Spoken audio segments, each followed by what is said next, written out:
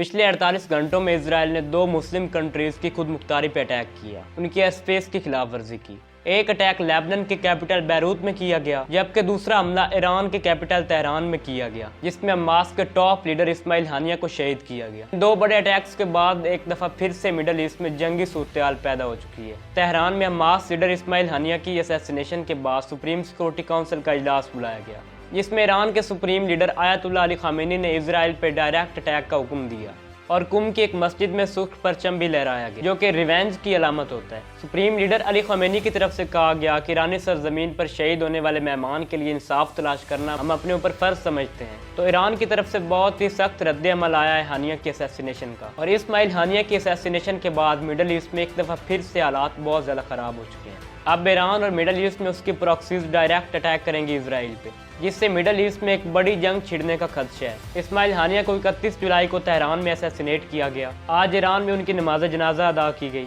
और 2 अगस्त को कतर के दोहा में उनकी तदफीन की जाएगी। यूएसए के मुताबिक ईरान और उसकी प्रॉक्सीज अगले 72 घंटों में अटैक कर सकती हैं इसराइल पे, जबकि इसराइल का कहना है कि हम किसी भी तरह की सूरत-ए-हाल से निपटने के लिए पूरी तरह तैयार हैं।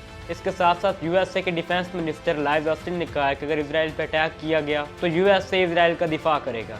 तो इस्माइल हानिया की असैसिनेशन के बाद मिडल ईस्ट में सिचुएशंस बहुत ज़्यादा ख़राब हो चुकी हैं। कभी भी इसराइल और ईरान के दरमियान ओपनली वॉर स्टार्ट हो सकती है।